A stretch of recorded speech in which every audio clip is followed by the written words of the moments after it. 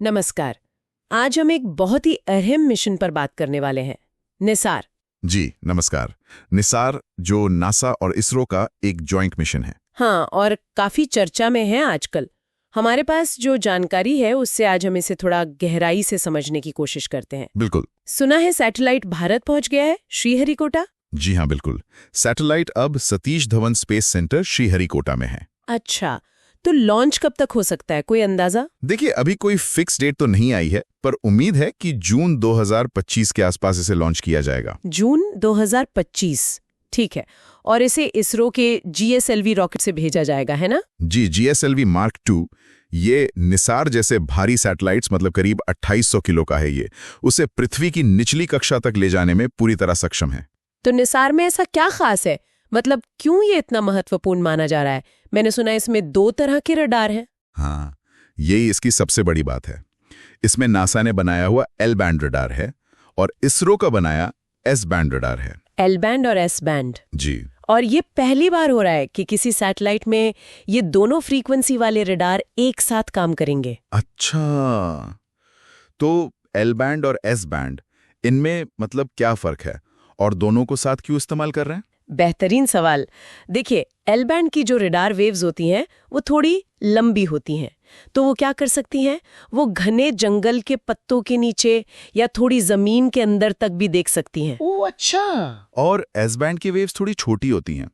वो खेतीबाड़ी, हल्की घास फूस या बर्फ की ऊपरी सतह, इन जैसी चीजों की बारीक जानकारी देने में बेहतर होती हैं। तो दोनों मिलकर? हाँ, तो जब ये दोनों मिलकर डेटा भेजते हैं तो हमें पृथ्वी की सतह की कहीं ज्यादा पूरी और डिटेल्ड तस्वीर मिलती है, चाहे वो घने जंगल हो, खेत हो या बर्फीले इलाके। मतलब ये किसी भी मौसम में देख लेगा, अगर बादल हो तब भी?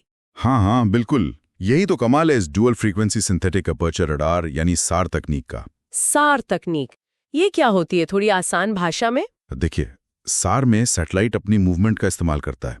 जैसे वो आगे बढ़ रहा है ना, तो वो लगातार सिग्नल भेजता और रिसीव करता है। हाँ। और कंप्यूटर उन सारे सिग्नल्स को मिलाकर ऐसे प्रोसेस करता है मानो तस्वीर एक बहुत बड़े एंटीना या कैमरे से ली गई हो। इससे बहुत हाई रेजोल्यूशन, मतलब बहुत साफ तस्वीरें मिलती हैं। अच्छा। और क्योंकि ये रेडार वेव्स हैं, रेडियो तरंगे, तो इन पर बादलों का, धुएं का या रात के अंधेरे का कोई असर नहीं पड़ता। ये दिन रात हर मौसम में काम कर सकता है। ये तो वाकई बहुत जबरदस्त है। तो जब ये ऑर्बिट में पहुंच जाएगा तब करेगा क्या ये सब जानकारी लेकर? ऑर्बिट में जाने के बाद निसार का मुख्य काम होगा पृथ्वी की लगभग सारी जमीनी और बर्फीली सतहों का नक्शा बनाना। और ये काम वो हर 12 दिन में 2 बार करेगा। हर 12 दिन में 2 बार?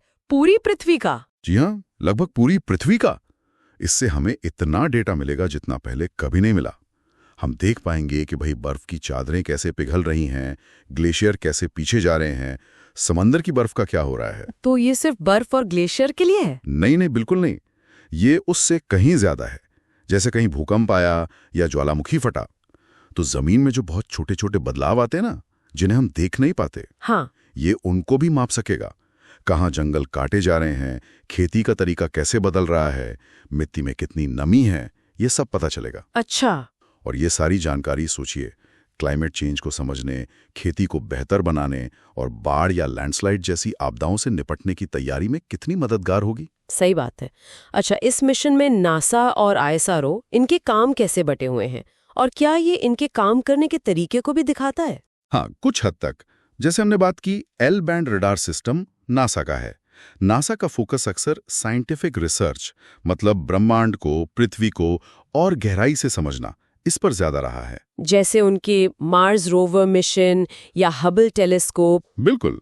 और दूसरी तरफ S बैंड रडार और जो रॉकेट है GSLV, वो ISRO का है। ISRO जब बना था तो उसका एक बड़ा मकसद था भारत को स्पेस टेक्नोलॉजी में आत्मनिर्भर बनाना। हाँ। और उस टेक्नोलॉजी का इस्तेमाल सीधे आम लोगों के फायदे के लिए करना, जैसे कम्युनिकेशन सैटेलाइट, मौसम की जानकारी देने वाले सैटेलाइट, आपदा प्रबंधन। चंद्रयान, मंगलयान भी तो हैं। जी हाँ, वो भी इसरो की बड़ी उपलब्धियां हैं।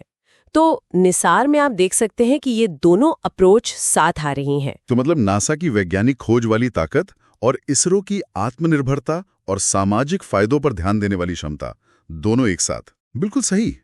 नासार इन दोनों ताकतों का एक बेहतरीन मेल है। ये दिखाता है कि कैसे दो बड़ी स्पेस एजेंसियां मिलकर वो काम कर सकती हैं जो शायद अकेले करना मुश्किल होता। दोनों की एक्सपर्टीज का सही इस्तेमाल हो रहा है इसमें। तो यानी कुल मिलाकर निसार एक बहुत ही अनोखा मिशन है। नासा, इसरो साथ मिलकर ड्यूल रडार तकनीक से पृथ्वी को समझेंगे और ये जल्द ही भारत से लॉन्च होने वाला है। हाँ, ये हमारे ग्रह के बारे में हमारी समझ को यकीनन बहुत आगे ले जाएगा। और ये हमें सोचने पर भी मजबूर करता है ना, जी। कि जैसे निसार में 2 देश मिलकर काम कर रहे हैं, क्या भविष्य में हमें पृथ्वी और क्लाइमेट चेंज की चुनौतियों से निपटने के लिए ऐसे और अंतर्राष्ट्रीय सहयोग देखने को मिलेंगे? हाँ, ये एक बड़ा सवाल है।